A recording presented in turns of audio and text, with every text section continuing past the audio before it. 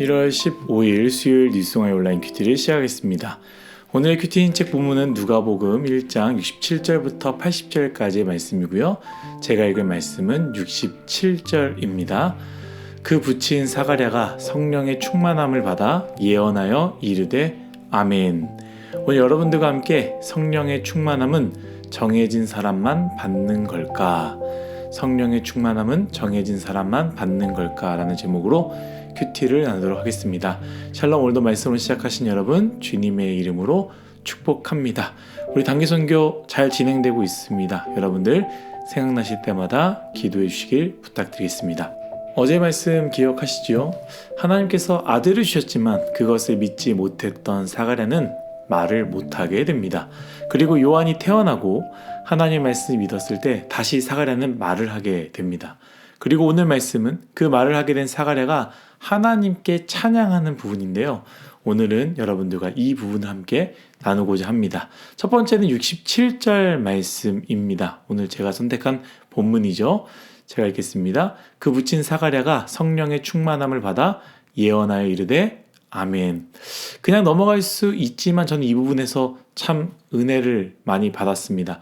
왜냐하면 제 입장에서는 하나님께서 사가랴에게 굳이 성령 충만함을 주실 필요가 있었을까라는 의문이 있었기 때문입니다.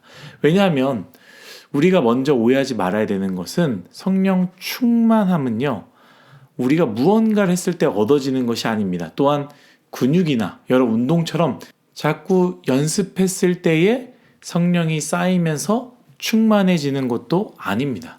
성령은요, 받는 겁니다. 하나님께서 주셔야지만 받게 되는 거다라는 것이죠. 그런데 그 성령을 하나님이 사가랴에게 주셨다라는 거예요. 사실 제 입장에서는 처음부터 믿음으로 받아들였던 사가랴의 아내 엘리사벳은 받을만 했습니다. 마리아도 마찬가지입니다. 믿음으로 받지 않았습니까? 사가랴는 믿지 않았지만 엘리사벳은, 마리아는 믿음으로 받아들였다라는 거예요. 그래서 그들은 충분히 받을 만한 자격이 있었습니다. 그러나 사가랴는 그렇지 않지 않았습니까? 사실 자격이 없지요. 만약에 내가 하나님이라면 너는 아직 멀었다. 이제야 정신 차렸지만 너는 이미 한번 넘어진 부족한 자 아니냐라고 생각했을 것입니다. 잘한 사람들에게 먼저 더 주고 구분시켜 놓고 구별했을 텐데 우리 하나님은 그렇게 하지 않았다라는 거예요. 우리 하나님께서는 한 번에 믿음으로 받아들인 엘리사벳뿐만 아니라, 마리아뿐만 아니라 처음에는 믿지 않았고 나중에 잘못된 것을 깨닫고 믿음의 고백을 한 사가랴에게도 동일한 성령 충만함을 주셨다라는 것입니다. 하나님은 사람과 같지 않으심을 다시 한번 깨닫게 됩니다. 여러분, 성령 충만, 믿음이 좋은 저 사람, 믿음이 좋은 장로님, 목사님, 팀장님에게만 주시지 않습니다. 부족하지만 때로 넘어졌지만, 때론 부인도 했지만 다시 돌아와 하나님을 믿기로 결심하여 하나님께 나아오는 자에게도 하나님이 성령 충만함을 주신다라는 거예요. 무슨 말입니까? 저와 여러분 모두가 성령 충만함을 받을 수 있다라는 거죠. 간절히 바라기는 우리가 성령을 사모하여 하나님으로부터 성령 충만함을 받기를 예수님의 이름으로 축복합니다. 두 번째는 사가랴가 찬양하는 이유입니다. 사가랴에게 하나님을 찬양할 만한 이유가 있었습니다. 무엇입니까? 사가랴에게는 가질 수 없었던 아이를 주셨다라는 것이죠. 얼마나 오랜 기간 동안 아이를 가지고 싶었겠습니까? 지금과 시대가 완전히 다릅니다. 그 시대 가운데 아이가 없어서 얼마나 고통스러웠겠습니까? 참 가지고 싶었고 이렇게 해도 저렇게 해도 얻지 못하는 그 마음, 그 상황이 되지 않으면 아마 이해를 못할 거예요. 굉장히 고통스러운 것이죠. 그 고통 가운데 나이가 많이 들어가고 생리가 끊어지고 이젠 더 이상 아이를 가질 수 없구나라는 생각이 들 때 하나님이 요한을 주신 것입니다. 충분히 하나님을 찬양할 만한 이유가 되지 않겠습니까?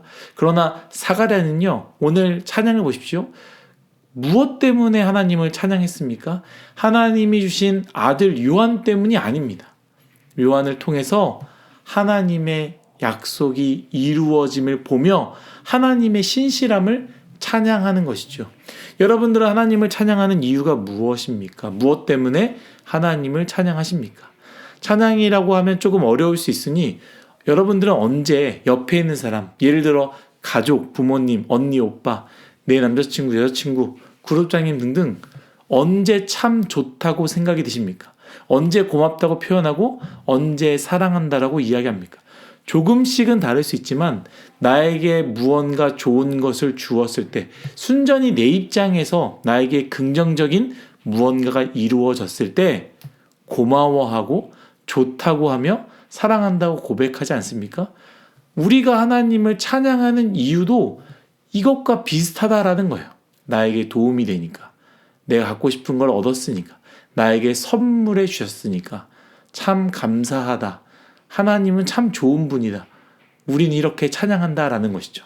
그런데 사가랴의 찬양을 보면요, 그리고 우리가 이것을 보며 기억해야 되는 것은 하나님은 그저 하나님이시기에 찬양을 받으셔야 하고요, 하나님의 신실하심과 선하심을 우리는 찬양해야 된다라는 겁니다. 우리 뉴스옹아의 모든 지체들이 단순하게 나에게 도움이 되었기에 하나님을 기뻐하고 하나님은 좋으신 분이라고 고백하는 것이 아니라 하나님은 하나님이시기에 찬양하는 우리 인생이 되시기를 예수님의 이름으로 축복합니다. 마지막 세 번째는 하나님은 약속하신 구원을 이루시는 분입니다. 이 부분인데요. 먼저 순서를 조금 다르게 하자면 72절, 73절 말씀입니다. 우리 조상을 긍휼히 여기시며 그 거룩한 언약을 기억하셨으니 곧 우리 조상 아브라함에게 하신 맹세라. 아멘. 먼저 아브라함에게 하신 맹세이고요, 잊지 않으시고 하나님이 계속 이루어 가신다라는 것을 찬양합니다. 두 번째 68절부터 69절 말씀입니다. 찬송하리로다 주 이스라엘의 하나님이여 그 백성을 돌보사 속량하시며 우리를 위하여 구원의 뿔을 그 종 다윗의 집을 일으키셨으니 아멘. 그 맹세를 다윗의 집에서 구원자를 일으키심으로 이루어 가신다라는 것을 또한 찬양합니다. 마지막 세 번째 74절 75절입니다. 우리가 원수의 손에서 건지심을 받고 종신토록 주의 앞에서 성결과 의로 두려움 없이 섬기게 하리라 하셨도다. 아멘. 결론이지요.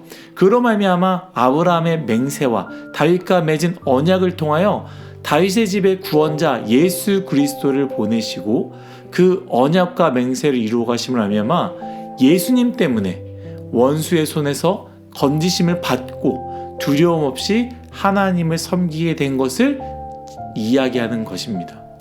사랑하는 뉴스옹아 여러분, 우리 주님 참 좋으신 분 아니십니까? 주님은 신실하십니다. 그 약속을 이미 이루셨습니다. 마치 보험계약서에 사인이 되어 있는 것처럼, 그래서 다치거나 아프다면 그 보험의 혜택을 받을 수 있는 것처럼 아브라함으로부터 시작된 하나님의 약속, 다윗의 언약이 예수 그리스도로 말미암아 사인이 되어졌습니다. 그래서 누구든지입니다, 여러분. 누구든지 예수 그리스도를 믿기만 하면 우리는 원수의 손에서 건지심을 받고 종신토록 영원토록 주님을 성결과 의로 두려움 없이 섬길 수 있다라는 것이죠. 우리 뉴스옹아 지체들이 이것을 믿고 살아갔으면 좋겠습니다. 이것을 믿는다면 무엇이 두렵겠습니까? 하나님의 신실하심, 하나님의 일하심과 하나님의 성취하심과 그리고 하나님의 완성하심을 누리시는 우리 모두가 되시기를 예수님의 이름으로 축복합니다. 다 같이 기도하겠습니다. 하나님, 모든 것이 다 하나님의 은혜임을 고백합니다. 오늘 사가랴가 찬양했던 것처럼 하나님, 우리의 인생 하나님을 찬양하게 하여 주시고 그저 내가 얻기를 원하는 것을 얻었다고 찬양하는 것이 아니라 하나님이시기에 하나님의 신실하심과 하나님의 일하심과 성취하심과 완성하심을 찬양하는 우리 모든 인생이 되게 하여 주옵소서. 감사하며 예수님의 이름으로 기도드렸습니다. 아멘.